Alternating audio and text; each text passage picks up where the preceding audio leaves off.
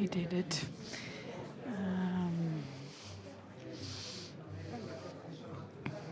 No, I'm just looking at all these people. Yes, it's all good. It's all good. It's all Morning.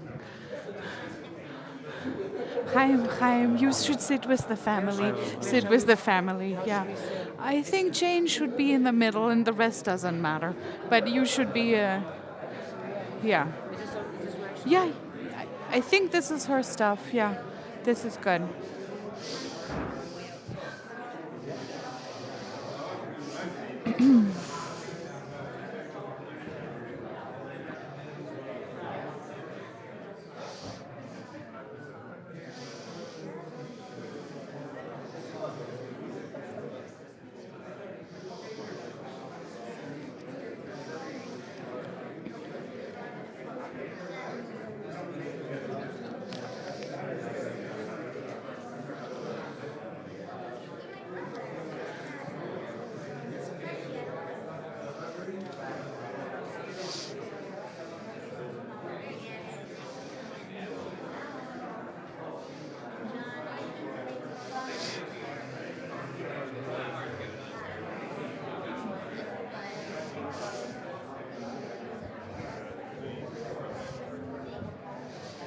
Hi, Sarah. Thanks so much for coming.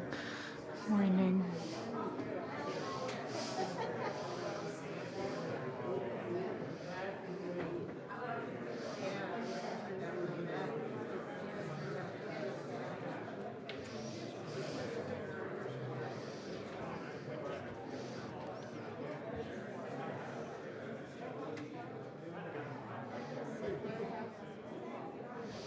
Morning.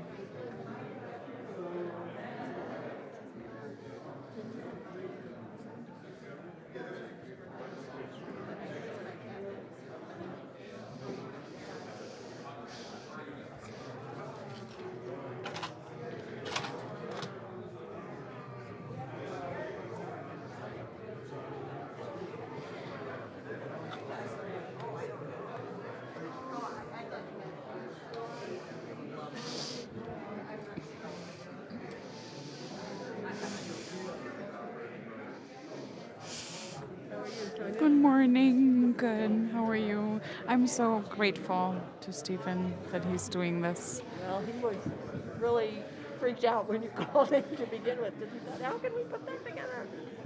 They will. They will. Well, you know, one of our people lives way up in the top of Bear Canyon. I know. But She wasn't sure she could get it. we're good. They made it. We're good.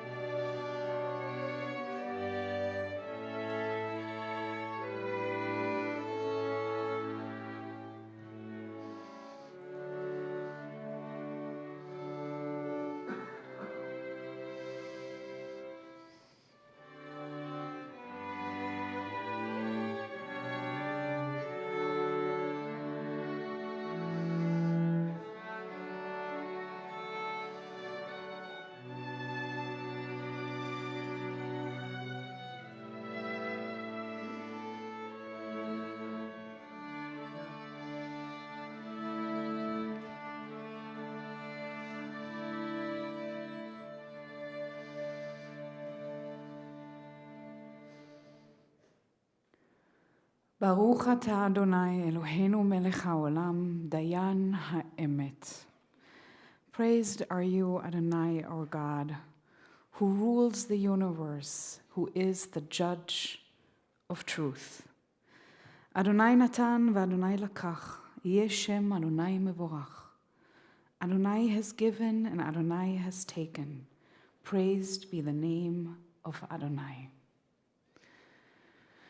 This morning I got a text message from Ellen and Phyllis, Lefan and Helena, long-term friends and companions, and they said, we're not sure he's going to come. The snow is too good. He would go out skiing. He's here. Sadly, he's here. About a month ago, the exact same four musicians, Sarah Williams and Daniel Guggenheim, Stephen Guggenheim and Nancy Iqbal, came to Fred's house and played the exact two pieces of music we're going to hear today. And this is the person we're going to say goodbye to this morning. An athlete, a lover of art, an exceptional friend. It is a Jewish tradition to accompany the souls of the ones who are parting with words of psalms. One of the most central psalms for these days is Psalm 23. The Lord is my shepherd, I shall not want. He makes me to lie down in green pastures. He leads me beside the still waters. He restores my soul. He guides me in straight paths for his name's sake. Yea, though I walk through the valley of the shadow of death, I will fear no evil, for thou art with me. Thy rod and thy staff, they comfort me. Thou prepare a table before me in the presence of mine enemies. Thou hast anointed my head with oil. My cup runs over. Surely goodness and mercy shall follow me all the days of my life, and I shall dwell in the house of the Lord forever. Adonai roi lo echsa binod sheyarbitzeni al mei menuchot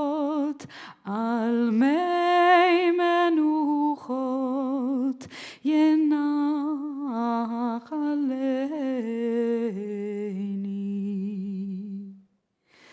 Nafshi yeshovev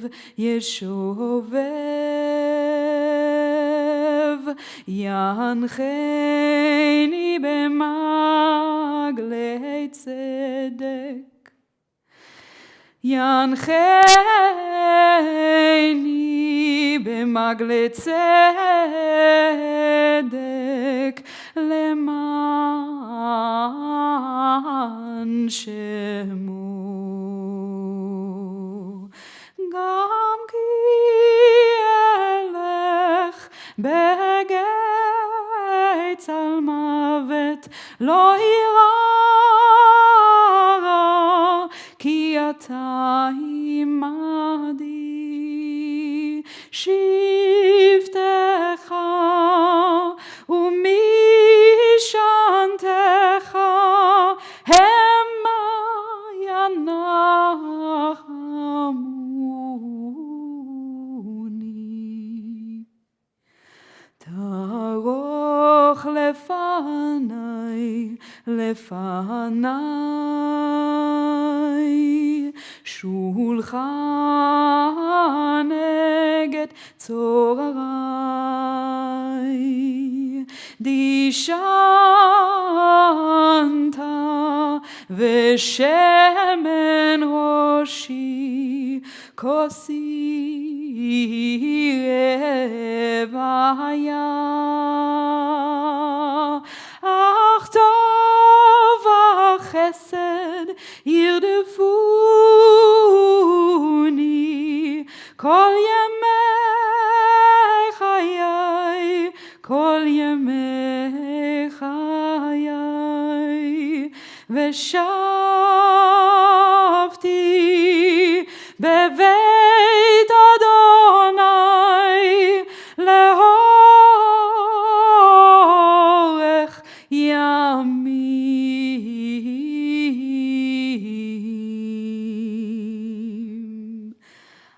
אדוני רואי לא אחסר, אדוני רואי לא אחסר.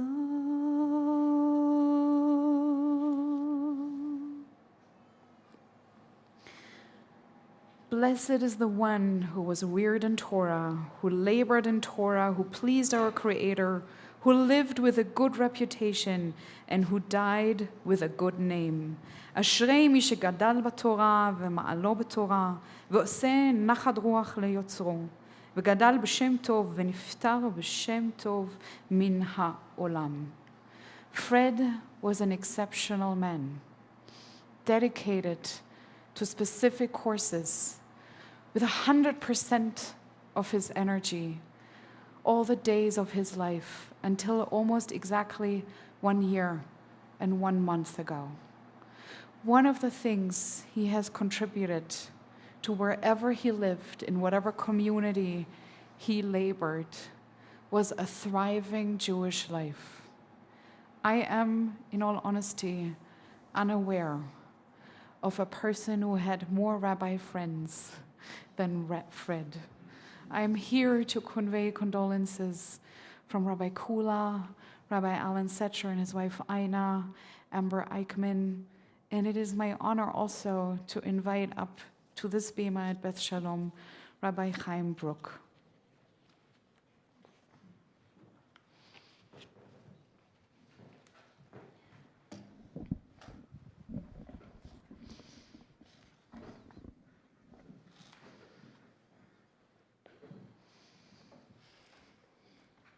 Simcha Moshe ben Pauline.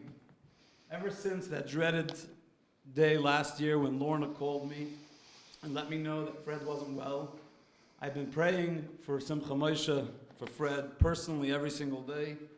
And I included Fred every single Shabbos at our prayers, at the Torah reading at our Chabad Center here in town.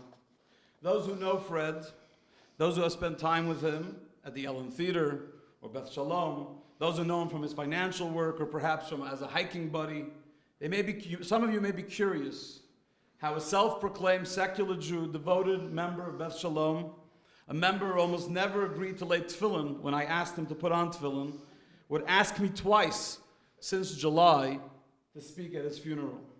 So I'll tell you, for all our religious differences, for all the times that we sat at Wild Joe's or at City Brew, hashing out Jewish issues both locally and internationally. By the way, we solved almost none, but we spent a lot of time discussing it.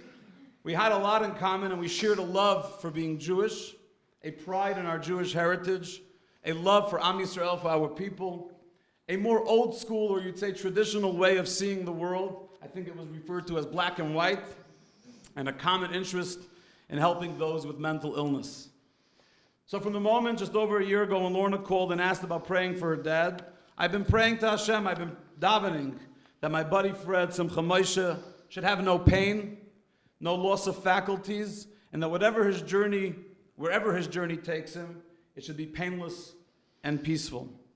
It was only about 7 weeks ago, in the middle of a conversation I was having with Fred, with my 13-year-old daughter Chaya sitting there, that somehow in the middle of the conversation he blurted out, her name was Pesha. I was like, for 7 months, 8 months, I was praying for Simcha Moshe, the son of Pauline, because he didn't know his mother's Hebrew name. And then out of the blue, he blurted out Pesha. And from then, I switched my prayers for my buddy Pesha, from Simcha Moshe ben Pesha. The Talmud tells us that when one participates in the funeral of an ish kosher, a good human being, a man of integrity and righteousness, they are forgiven for all their sins. So today's your lucky day. All your sins have been forgiven because Fred was a man of righteousness and a man of integrity. True mourning is when we mourn the essence of the person, the very person themselves, not their social accomplishments or their social status, not their business successes or their batting average.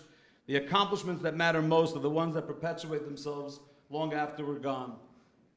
But again, how did I end up with Fred Leopold? So when Fred and Jane moved to Bozeman, we first corresponded by email. Then we ran into each other at the gala for what was then called the Wellness Community, I believe, which later became the Cancer Support Community. In 2013, Javi and I, my wife Javi and I, invited Jane and Fred to join us for dinner at our home on a cold January night. They came, and Javi reminded me yesterday, do you remember when they walked in with all those gifts for our then 2 toddlers, Chaya and Zizi? But that's who they were. They're not going to come for dinner without showering my 2 children at the time with their genuine kindness, with their menschlichkeit. They represented what it means to be a mensch. And as a fellow New Yorker, I can't deny that the straightforwardness was a breath of fresh air. He was a dedicated reader of my weekly email, and his feedback would always hit the spot and touch my heart. Here's a few quotes, and I'm quoting from emails that I just dug up this week. Dear Chaim, I read your weekly email bulletin without fail and pretty much always find aspects upon which to hang my yarmulke. Quote, Dear Chaim and Chavi, I read Chaim's weekly e-message today and was touched by what he wrote about Many. Many's my son. I just wanted you to know that you and your family will very much be in my thoughts in the coming weeks, and I hope that it won't be long before Many's back and surrounded again by all the love that I know exists in your home with much warmth, Fred. But then, because of his devotion and his love and his cure for mental illness, this was one that really hit home for me. Dear Chavi and Chaim, I read Chavi's blog about Shoshana the other night and was deeply touched by what she had written. For 19 years before we moved from New York, I served on the board of directors of a large community mental health clinic that saw 5,000 clients each year.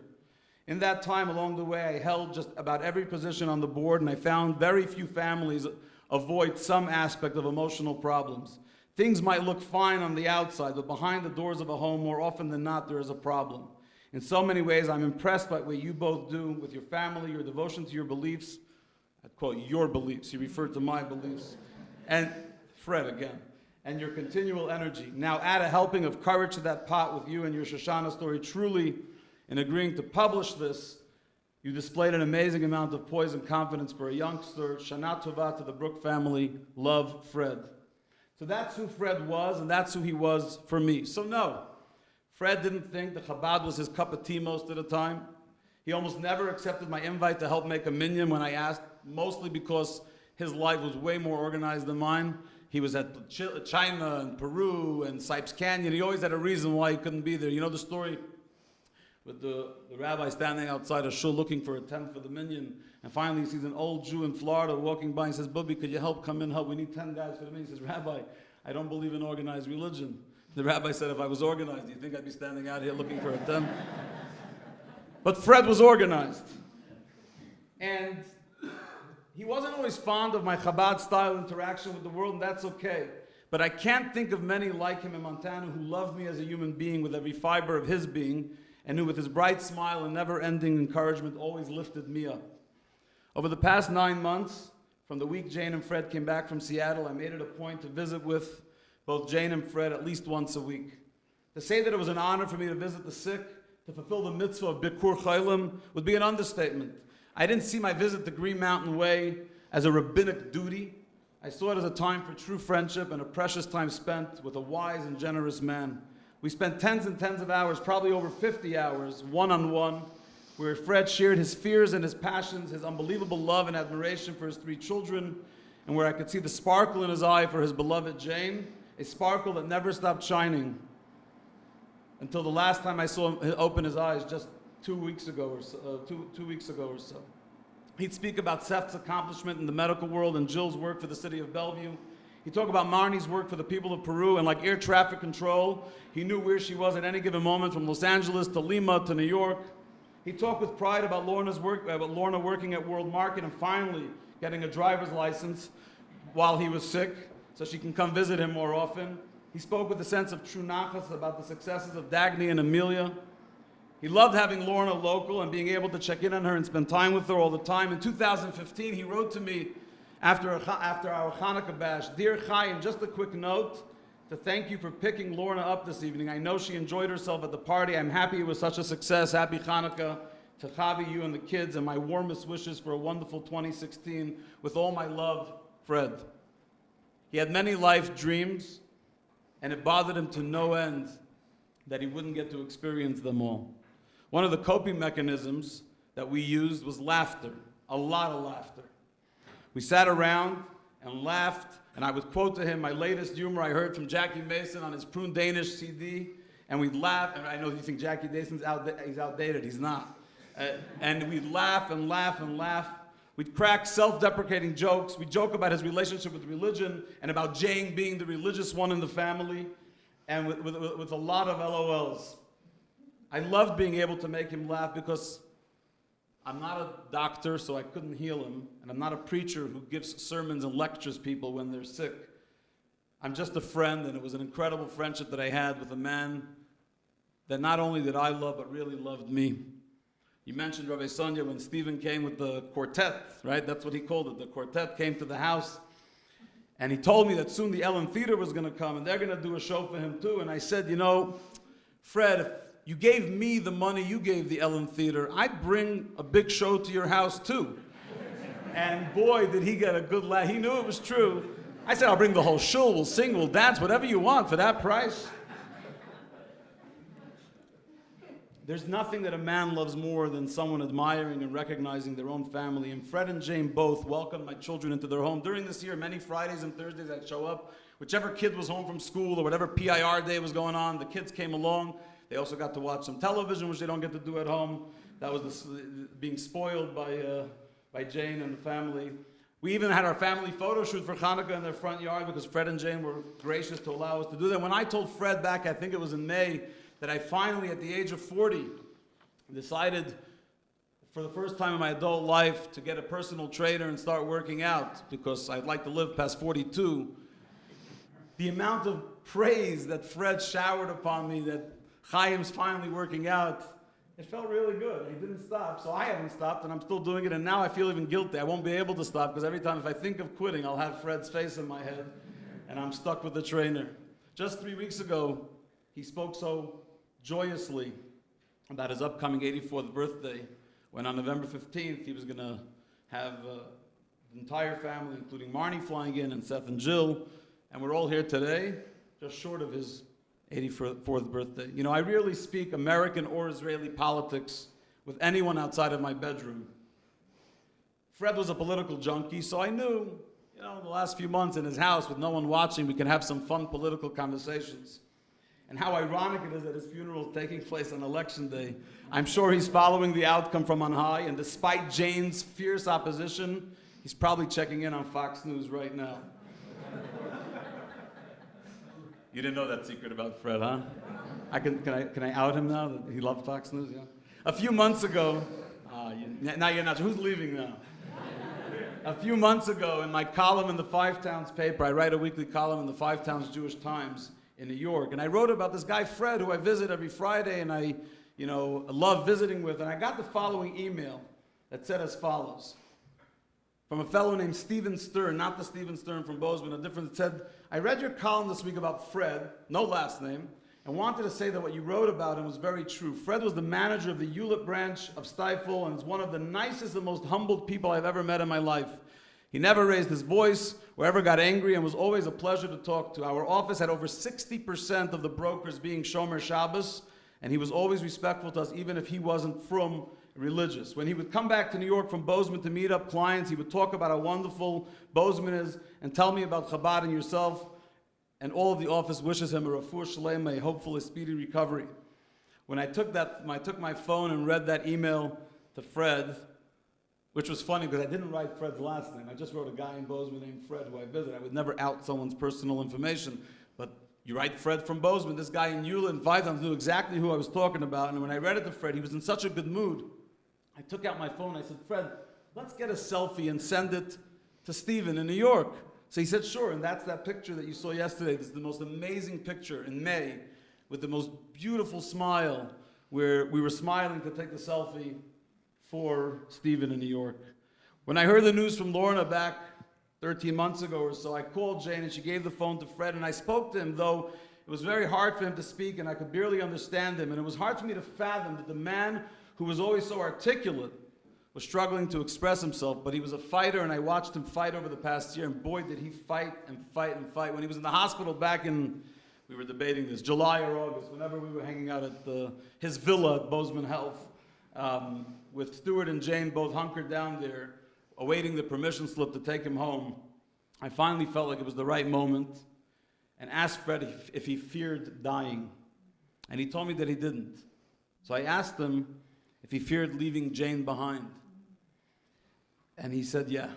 So here's a guy, he's not scared of dying, he's scared of what's going to happen to Jane. And I said to him that Javi and I would always have Jane's back, and though she's a super independent woman of valor, truly, we'd be here for her. If she needed a backup plan, we're around. And you could almost see on his body this immediate ease. The vibe changed in the room. And the next day, Seth called me and said, I don't know what you did, Chaim, but whatever that conversation was like, something changed in him, because someone had to tell him that he has to stop worrying just about Jane, and that when it's time to go, and his soul needs to go heaven-bound, he shouldn't fight it. Jane and Fred were going to join us in the sukkah just a month ago to have a meal in the sukkah for lunch, and I don't use my phone and computer on the holiday on Yontif, and so they didn't show up, and I was like, oh boy, that's not good. And so after Yontif, when I got in touch with Jane, she said that it got to the medical condition is not doing too well, and therefore they can't transport him anymore by vehicle. When I came to see Fred on that Sunday, he couldn't stop apologizing. I'm so sorry I couldn't make it. I'm so sorry I couldn't make it. And finally, right before the holiday ended, I took out what we have, a lulav and esrog, it's the 4 species, and I made a blessing with him. And I could just, he wasn't talking very much at that point. Jane took a picture of that too, and he's laying in his bed holding the lulav and esrog and saying after me, Shechiyanu, V'kimanu, with devotion, word by word, he said the prayer of Shechiyanu and Al Natilas Lulav. When COVID hit in March of 2020, I put on my N95. And back then we were very clueless, I think we all were, so I put on gloves too. Not sure what that had to do with anything, but I was wearing gloves, and I headed around town to deliver matzah for Pesach. When I got to the Leopold's home, Fred stood at the glass panel near the door, and he was waving. He didn't open the door because we weren't doing that, so he waved, and he blew me a kiss, and then I got an email from him later that said, Chaim, it was nice seeing your face today, if only for a fleeting second. Thanks for the matzah, wishing Chavi, you and the children, Aziz and Pesach, which means a sweet Pesach. You know, he also had this casual humor that's another thing I loved about him, because if you're not from New York, I try to tell jokes in Montana, and it's very hard, because they don't even understand what I'm saying, and so thank God Fred understood, and I understood him. So I get an email from him. I invited him to some event. I don't remember what the event was. It says, Dear Chaim, sorry for the delay in getting back to you, but I had an auto accident this afternoon and spent hours going through the police insurance estimate process. I'm fine. The car needs some work. Funny, this morning at 5:45, I was walking the dog. It was still dark. By the way, that Chico dog, we had a lot of fun. And I saw a comet cross the sky. In more biblical time, that might have been construed as an omen, and the viewer would have probably crawled back into bed. I guess I should have done the same. Anyhow, thanks so much for the invitation, but I'll have to decline another time, hopefully, Fred. Fred had an incredible Yiddish heart. He was a giving heart and a very proud Jew. Fred was bothered that he couldn't fast this past Yom Kippur. And I reassured him that God didn't want him fasting under these circumstances. God wanted him to be alive. The Talmud teaches that the time comes for a good soul to head to heaven. It doesn't want to leave his body. It doesn't want to leave his loved ones behind. It senses all that it could still accomplish. It feels like it doesn't want to lose out on the physical hugs, the expressions of love, and the good deeds. So as the soul departs, the good deeds come, and they escort the soul going to heaven. But the Torah teaches that a man has 3 friends: his family, his wealth, and his good deeds. So on the day of dying, when the soul wants to leave the body, he turns to his family, figuratively, and says, you got to help me, I don't want to go, right? You didn't think, Lord, you didn't want to leave. And the family says, in the words of King Solomon in Ecclesiastes, there's no man that has power over the day of death. We don't get to control that. So his wealth says, he returns to his wealth, he says, could you help me out? And the wealth says, riches will not benefit you on the day of judgment. but his good deeds, which Fred had so many of, they say, before you come to judgment, we will be there ahead of you, as Isaiah says, and your righteousness shall go before you, the glory of God shall be your reward. So I stand here today in the presence of my buddy Fred, and I don't doubt for a second that the many good deeds he's done, the tzedakah, the philanthropy he showered, especially to those, the most vulnerable in our society, those with mental illnesses, will all be there to help him reach his final resting place in Gan Eden. A few weeks before Fred passed, after chatting with him for his appreciation for theater, I was sitting with him during a Friday visit. I think, Jane, you were at the gym or somewhere out, which was good because I had an opportunity to share something with him. And I said, a colleague of mine years ago was visiting a Jewish patient at St. Francis Hospital in Port Washington on Long Island in New York. When he walked into a room of an elderly Jew named Irving, a Holocaust survivor, who was obviously quite sick, surrounded by his entire family. The rabbi spent some time with him. They talked about the horrors of his youth and how he managed to continue living. He told the rabbi that it was his mother's words to him on the last night before they were separated. She sat me down and said to me as follows: life is like a play. Every one of us plays a part.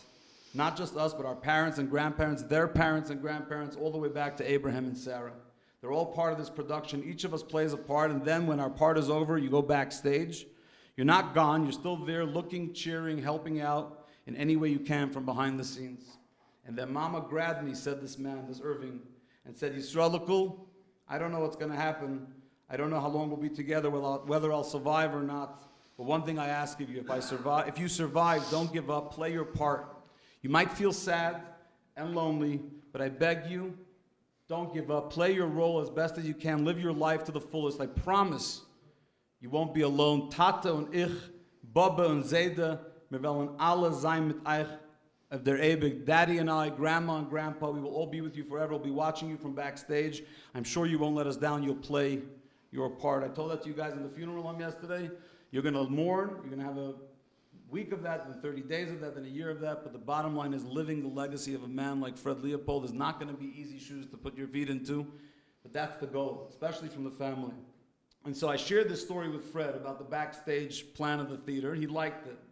And he knew that he too would be there for his family and his children and his grandchildren for all eternity, though they'll miss his physical presence. But today I want to add one, postscript to that story, and that is, what happens at the end of every play? At the end of every play, all the actors and actresses come out and they take a bow. They get reunited. And that is our Jewish belief, that at some day, Moshiach will come and there'll be the resurrection of the dead, and you will get, and I know you need to hear this, Lorna, loud and clear, you're going to be reunited with your dad, not just in spirit, but physically. On Thursday, just 30 hours before Fred passed away, I had the great honor of saying Vidu, the confession prayer with him, where we said the Shema with Marnie and Lorna and Jane around his bed. And one of the things we said is, Ribono Shel Olam, Master of the universe, may it be your will that my passing be in peace. So dear Fred, I'm honored to have called you my friend. I'm honored to call Jane your dear Tzipora, or Fega, we'll have that debate later, and your children, my friends, and I pledge to you today to never forget my buddy, Simcha Moshe Ben Leib, for as long as I live in my home, in my shul, and in my heart. If you do me a favor, Fred, when you get up to heaven, stop by my mom, tell her I'm a nice kid in Bozeman, send her regards. Hey Nishmascha Tzrura B'Tzroya Chayim, may the soul of our beloved Fred Leopold be bound in the bond of life for all eternity. Shalom, Chaver.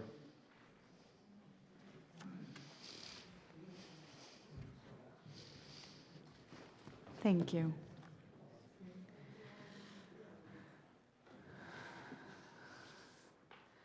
There's a teaching in the Talmud saying that in the early generations, people were like the sons of angels, and we are just the sons of men. And in the early generations, if they were like the sons of men, then we are just aching to donkeys. And I don't mean that we're aching to great donkeys. I mean that we are aching to be just typical, ordinary donkeys. It is that teaching that's the basis for the Jewish belief that every previous generation is a little larger than the current generation. And today we're parting from someone who seems to have embodied that belief. Fred is a giant. Fred was tall. Fred had piercing blue eyes. When Fred spoke, people listened, and often they remembered what he said years and years and years after. Fred was a member of the board of this congregation for years, and every single board member whom I have witnessed quarreling and kvetching said to me, when Fred told them, "Be quiet," they were finally silent and listened. Fred was a fatherly figure for people not only at the age of his children, but to so many of his contemporaries, his clients, his friends, people he met once for a conversation and then never met again, remembered what he said. Fred was a giant, and he knew. He was here in this congregation, father to many, instrumental to hiring rabbis and placing their furniture also. He was the one who invited all of them to his home. He was the one who was visited by all of them while he was sick. He was the one who invited members of this congregation into roles of leadership, said, "You should try this. I trust you. You can do this." He put us in charge, and he was the one I called when my sprinkler system broke. He knew everything. He knew what to do in any given situation. He tried to be the same as a Jew. I called him one Sunday afternoon and I said, "I can't speak." And I said, "Where are you?" And he gave me some remote place in Montana that I don't remember. And he said, "I'm here, I'm visiting the Jewish cemetery." And I said, "That's interesting. How often do you do that?" And he said, I'm going everywhere. I know every Jewish cemetery in the state. I go there and I look at the names and I study the history and I'm trying to understand who these people were and what I can do today to make their memory live on. One of the last gifts that I brought to his house was a book about Jewish history, the history of the ketubah, actually, the marriage certificate, and a book about the children transports and the Holocaust. Because Fred wanted to know everything. He wanted to preserve everything. He wanted to be responsible single-handedly for the Jewish people to survive and to strive and to grow here in Montana, his self-declared home.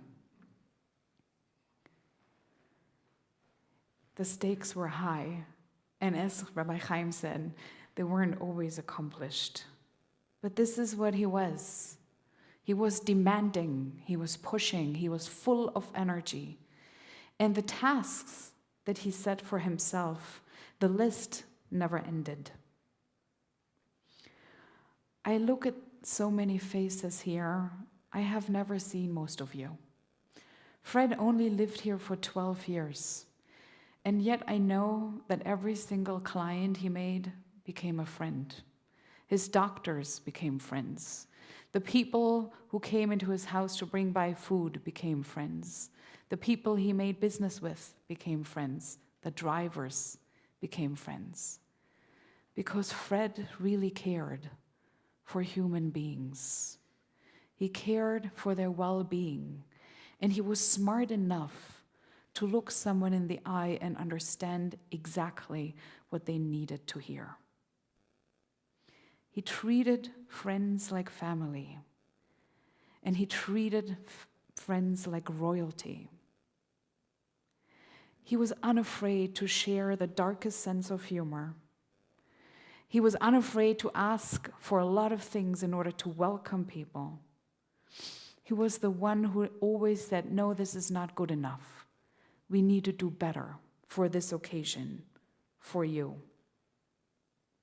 He was a brilliant and funny, demanding, proud, and utterly protective man. And hence it was so hard for him to go. When I saw him the last time, just a day before Rabbi Ed came by, and apparently said exactly the same things, I said to him, "You have achieved everything you ever wanted and much more. But nothing would have ever been enough for Fred." It's a blessing and a curse to be such a striving soul. There's an important teaching, another teaching from the Talmud.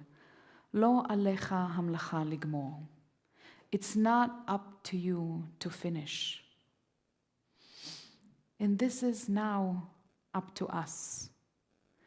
There is something frightening, overwhelming, deeply honoring and touching to say goodbye to someone who had so many ambitions, so many passions, so much love, so much care, was so involved in this community, dedicated his entire life to so many causes, Jewish and non-Jewish. Because the message that Fred is leaving behind is, step into my shoes. Walk my walk. Be brilliant, funny, demanding, and proud. Protect Jewish dignity and pride. Care and challenge the members of your community. Strive and grow.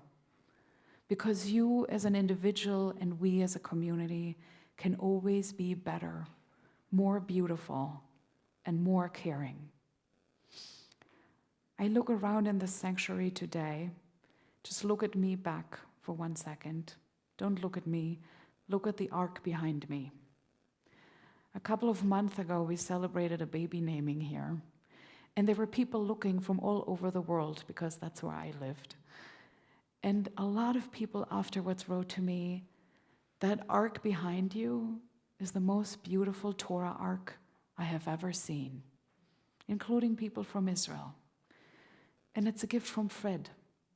Fred and Jane gave this to this community to protect our heritage, to beautify this space, to make us gather in this space together as a community, both Jewish and non-Jewish, a Bozeman community, because that is what he wanted to create here. We put him center today, and this community will continue to put him center for years to come. The Jewish prayer El Malei Rachamim is a plead to God to gather the souls, sometimes restless, of the ones who are parting into an eternal embrace, a little bit like a flower bouquet or a grove of trees close to the throne of the Almighty. El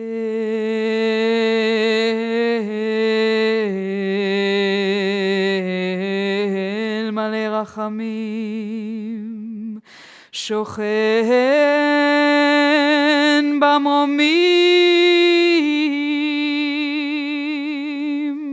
המצא מנוחה נכונה תחת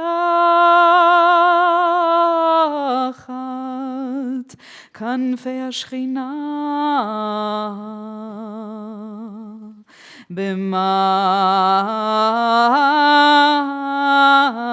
במעלות קדושים וטהורים, כזוהר רקיע מזהירים את נשמת פרד שהלך לעולמו בגן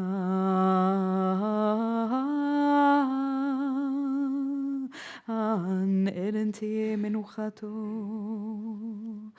אנא בעל הרחמים, אז תראהו בסתר כנפיך לעולמים, וצרור בצרור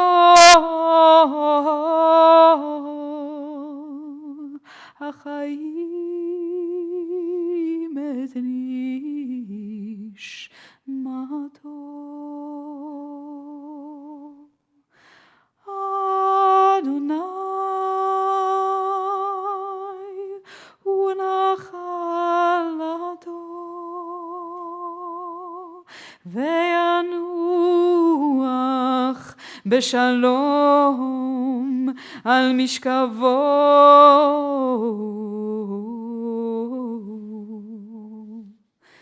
ונאמר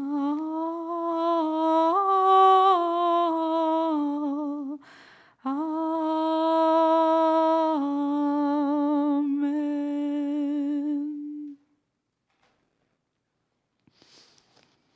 It's my pleasure to invite up here a long-term friend who shared Fred's sense of humor, Donna Hunt.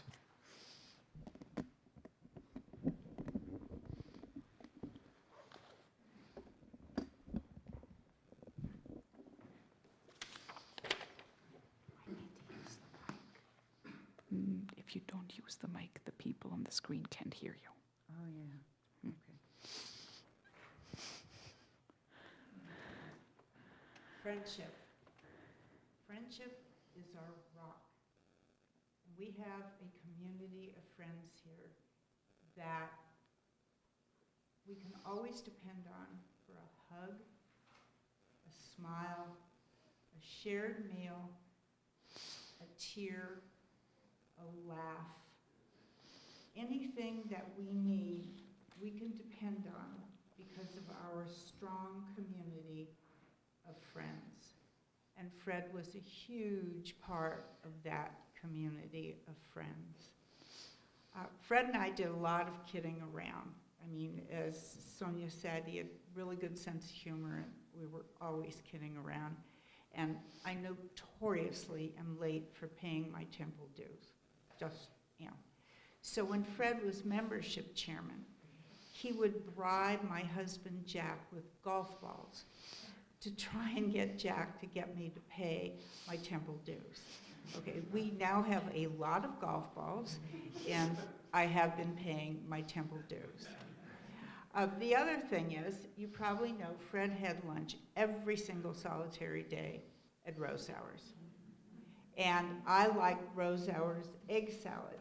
So whenever Rose Hours had egg salad, he would send me an email and tell me that there was egg salad at Rose Hours. And then he found out Rose Hours was only now making egg salad if it was specially ordered. So he ordered me egg salad, and he told me to go pick it up. And I went and picked up this giant vat of egg salad. I mean, it was really a lot of egg salad, but it was so thoughtful of him. And that was Fred, because he knew I liked Rose Hour's egg salad.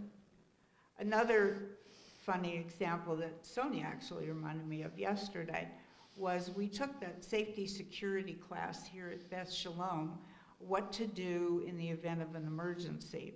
Somebody threatening comes in the door, or other different things. And one example, and it was a really benign example, it was one employee pinching another employee on the rear end, okay? Offensive, not a cool thing to do. You know, what do you do about it? So that very next weekend, we were at a dinner party with Fred and Jane, and I went up behind Fred and I pinched him on the butt. And he turned around, he looked at me, and we both started laughing, and he said, "I was going to do that to you, but I didn't think it was appropriate." You know, always the gentleman. I mean, it was really a funny thing to do. Another wonderful example of our friendship with Fred and Jane is we took a week-long trip to Louisiana to the Cajun Music Festival. And it was so much fun, and Fred had the whole thing planned out, and we heard a lot of great music, did a lot of eating, a lot of talking. It was really fun. I mean, the one thing that my husband Jack remembers is Fred talked him into eating alligator. And so the two of them at the Cajun Festival ate alligator on a stick, at which point Jane and I turned around and went the other way, because there was no way that we were going to participate in this Cajun experience. So we then asked them what it tastes like, and what do you think they said? Chicken, of course. See, you've all been there, you know. They said it tasted just like chicken. So our community of friends is a very, very special thing that we can always, always depend on, which I have done this year, and which we will be there absolutely for Jane in the months to come, no matter what she needs, a hug, a phone call, a kiss, if she wants to blabber in our ear, that's cool too. We can do any of that because that is what Fred would want. Thank you. Thank you so much.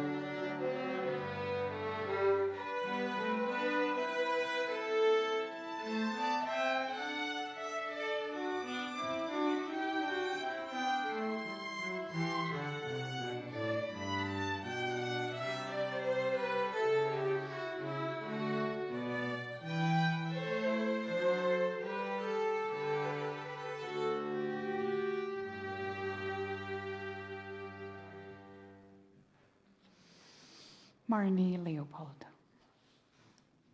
Lorna Leopold. I'm about organized religion. I'm the only one who doesn't have that program.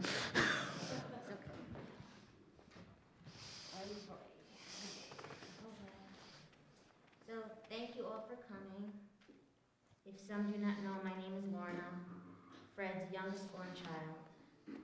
I was named in honor of his father, my papa, Louis Leopold, since we shared the same birthday. My heart is broken into a million pieces on the passing of my dad. My heart also broke when my dad told me he had a brain tumor in the fall of 2021. I cried to him saying, "I cannot live without you." And he responded with, "You have Mom." I always thought my dad would live forever.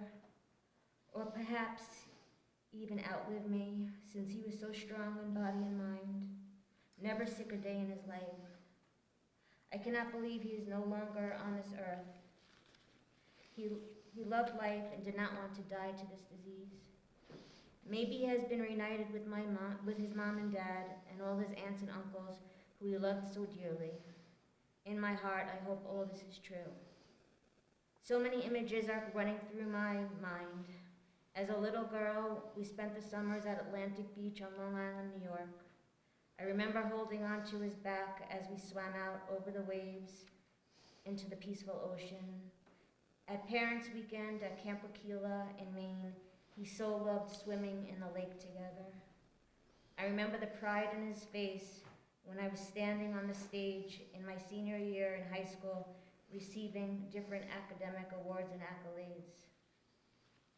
And when I was struggling with a certain issue, he gave me a favorite sweatshirt of his to hold near to me to help me get through it all.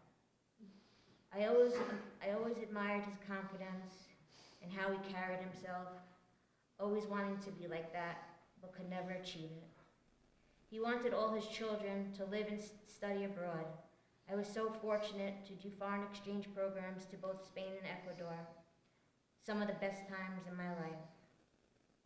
He expressed his love through actions and experiences, not as much through emotions and feelings. But over the past year, I got to see more of that side. I witnessed how much he loved and needed Mom, and how afraid he was to leave Mom alone if he passed. I also got to hear and receive lots of I love yous. I will miss my dad every day for the rest of my life. And will think of him every time I see wildflowers, when I hear a certain song, when I love on Deegan and Chico, his beloved two labs. Dad, I will love you for eternity.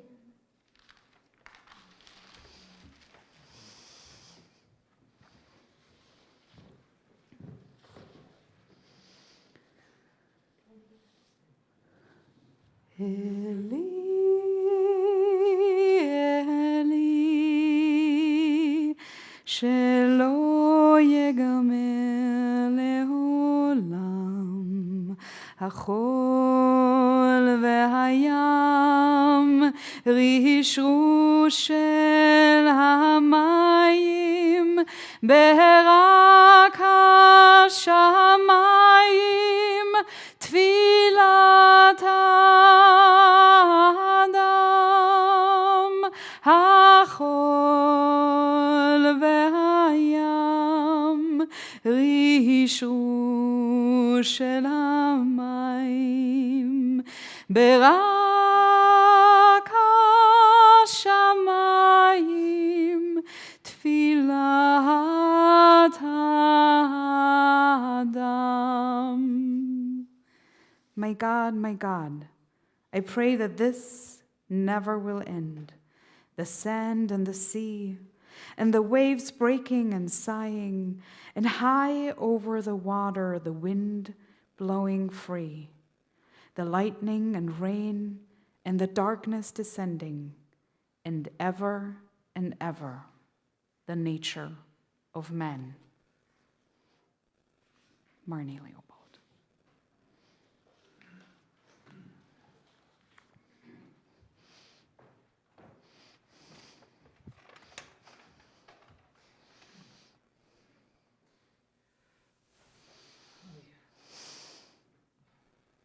When I was 16, with the hopes to broaden my horizons, my parents sent me for a summer program at Bennington College in a tiny town in Vermont.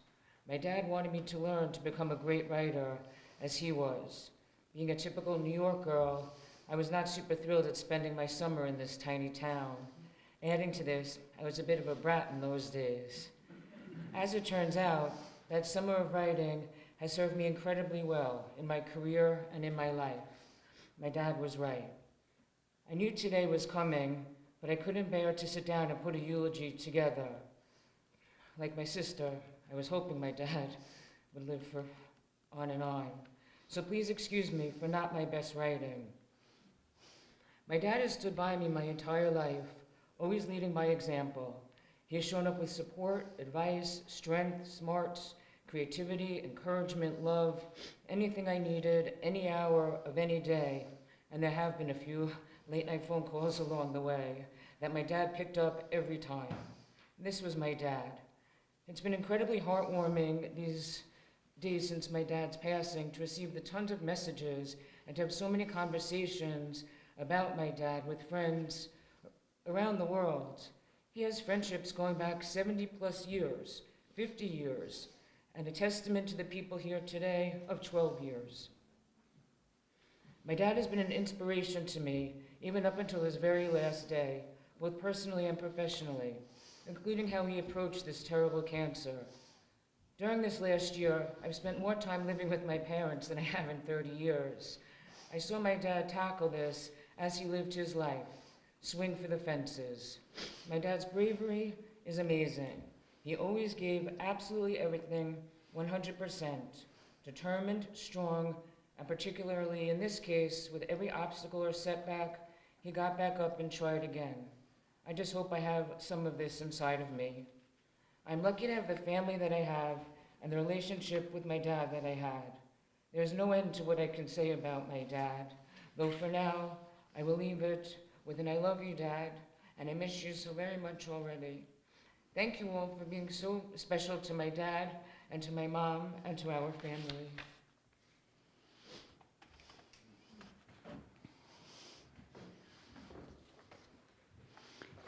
A tribute to Fred Leopold. He stood at our door, tall and elegant as always, but the warmth of his smile gave him away.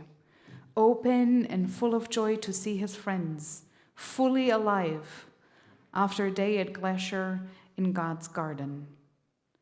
Did his earthly adventures always inspire that smile? Did he connect with Gaia's spirit as he explored her being, trekked over her paths, roamed her seas?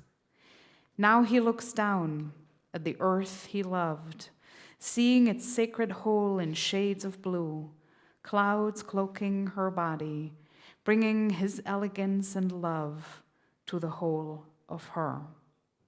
Ina Albersetcher, November 6, 2022. Seth Leopold.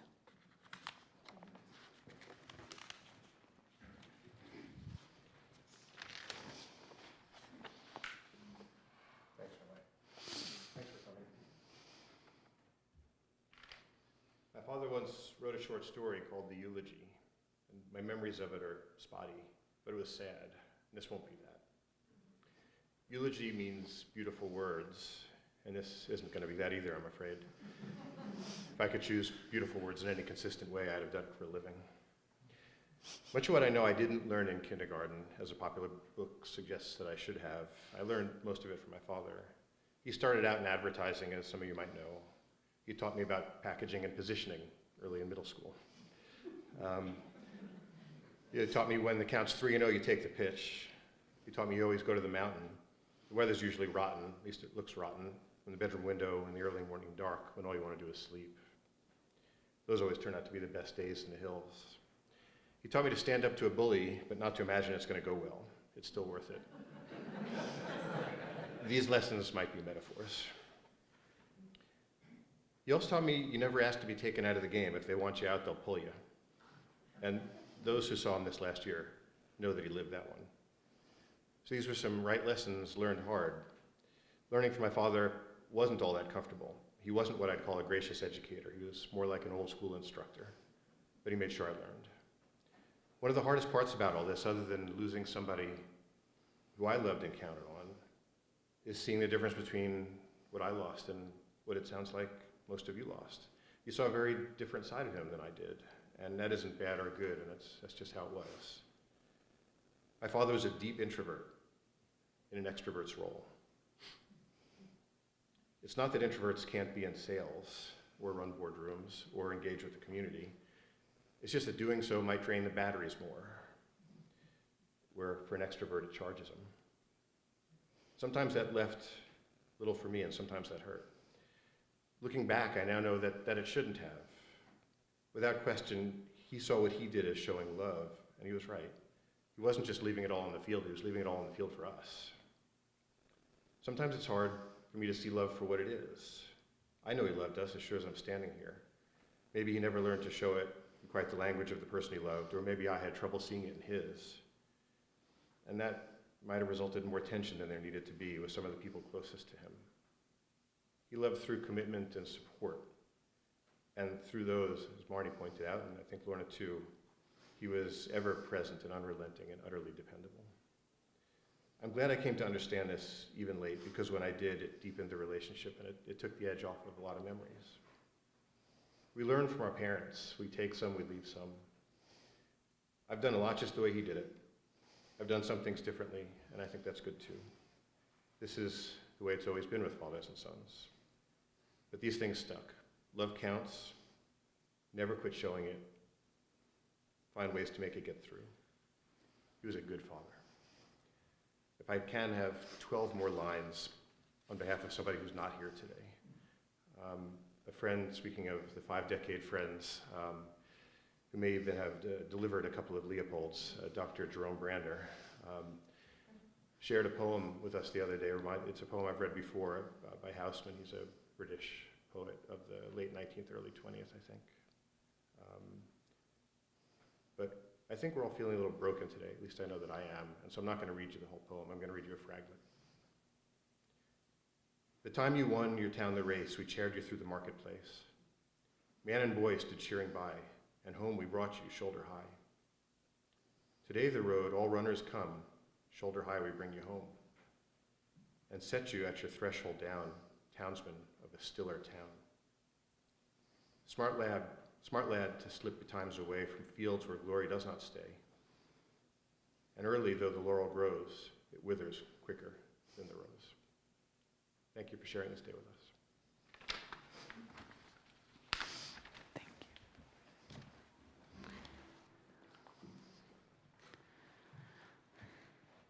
A Jewish funeral is not a matter of 10 minutes. It's also not a matter of an hour. It is a matter of 7 days, 30 days, 11 months. This was just the beginning.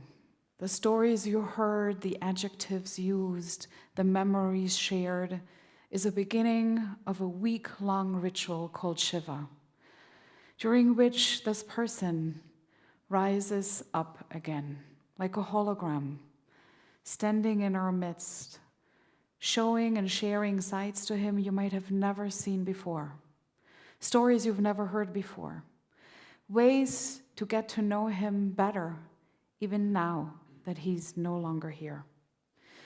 Today we're going for an hour to the cemetery to part from Fred, only to return to here, to share food, to share more stories, and to say for the first time today the Kaddish prayer for a longtime friend. We're going to continue doing this every day until Monday, between 3 p.m. and 5 p.m. at Fred's and Jane's house. Please come as often as you can. Please share as much as you can. Every story you're going to tell is going to be something meaningful that the family is going to remember forever. So if there's anything you have in your heart and mind you can share about Fred, bring it to Jane. It will mean the world to her and her kids. A Jewish funeral is a goodbye, as well as it is a please stay for a bit longer. I want to close this service with a melody that maybe some of you know. If you know it, please join me, as this is the first step of sending Fred on its way. Ose shalom b'momav, hu ya'aseh shalom aleinu, ve'al kol Yisrael, ve'imru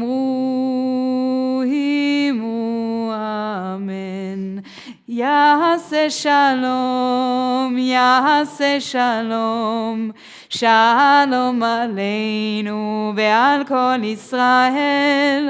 יעשה שלום, יעשה שלום, שלום עלינו ועל כל ישראל. יעשה שלום, יעשה שלום, שלום עלינו ועל כל ישראל. יעשה שלום, יעשה שלום, שלום עלינו ועל כל ישראל. יעשה שלום, יעשה שלום, שלום עלינו ועל כל ישראל. ואמרו Amen.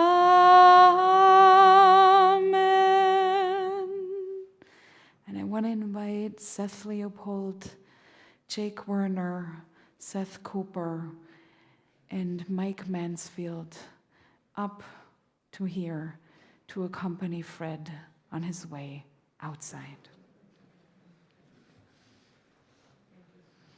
A last reading before you will part. Seth Cooper, President of Beth Shalom.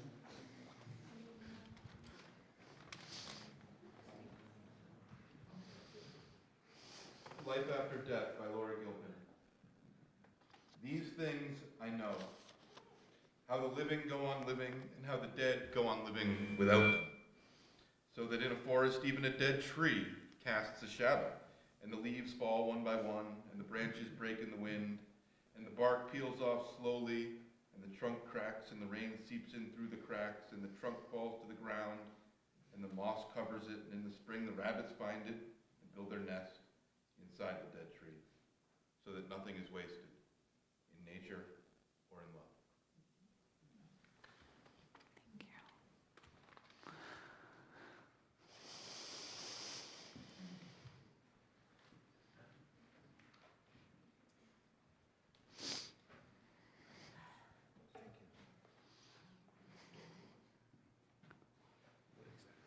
Let me check whether we're all right.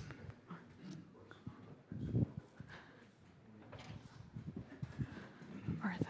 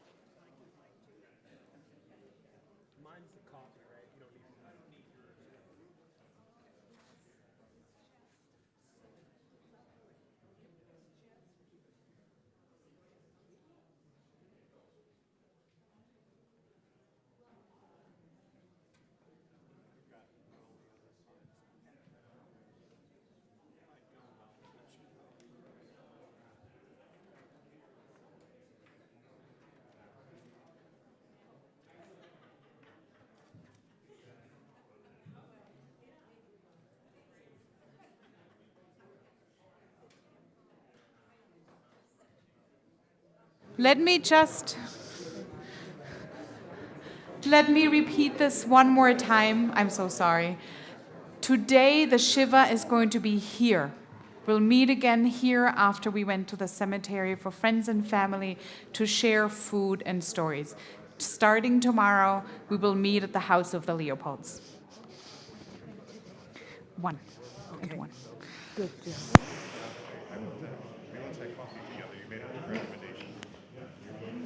We'll see you later. You did great. I loved him. It was It's obvious. very different if you When love you them. care. Yeah, but it was obvious. Thanks, Robert. Thank you. Okay, we'll see you in a Yeah. bit. Mwah. Thank you for coming. Thank you. We're representing. Hi, Jim. Thank you for stepping up. So, I thought I was going to go to Fred's to understand what you wanted done for the Shiva at their house. Yes. I will So, give you, I'm going is there to a get book you or a bag. something? Yes, I'm going to give you a bag.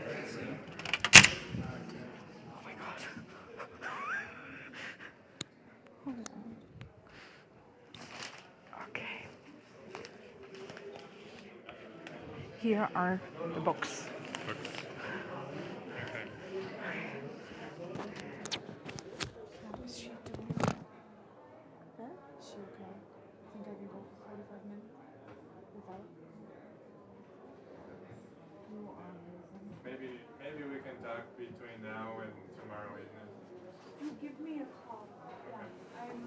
I don't know if you will volunteer or if you ever officially volunteered, but I saw the email. You have a list. You want Wednesday and Saturday. Yeah.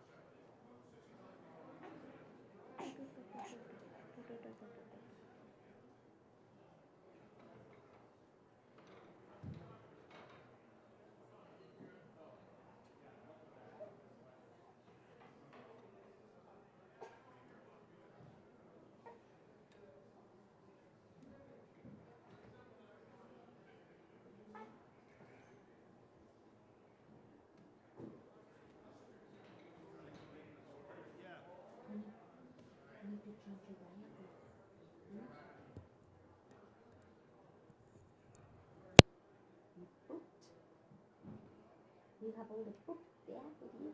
All the book. Hoochie, hoochie, hoochie. Hoochie, hoochie, hoochie. Hoochie, hoochie, cha. Hoochie, hoochie, hoochie. Hoochie, hoochie, cha. Hoochie, hoochie, hoochie, hoochie, cha. Cha, cha, cha, cha, cha, cha, cha, cha. Cha, cha, cha, cha, cha, cha, cha, cha, cha, cha. Cha, cha, cha, cha, cha, cha, cha, cha, cha, cha, cha, cha.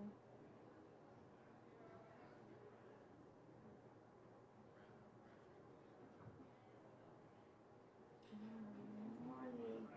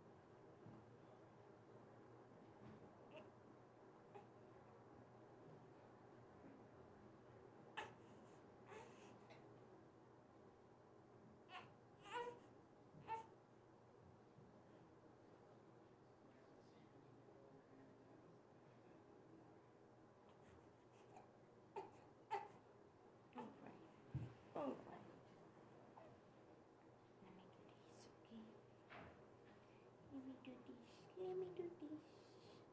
I'm sure you have. Oh. You're pushing. Oh, mamá puso todo.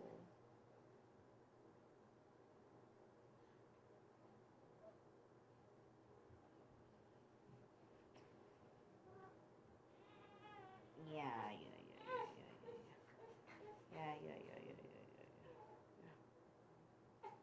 Aw, pretty little one.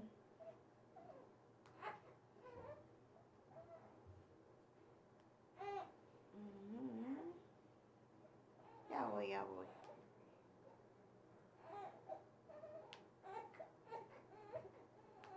I'm coming.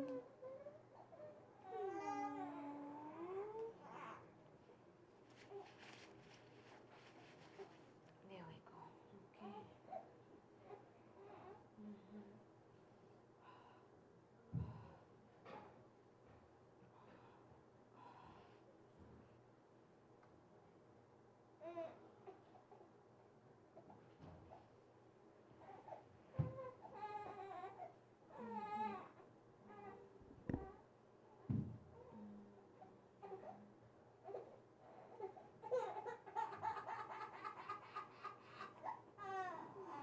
Come on, little one.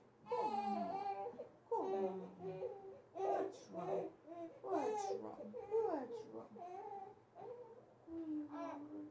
Where you hungry?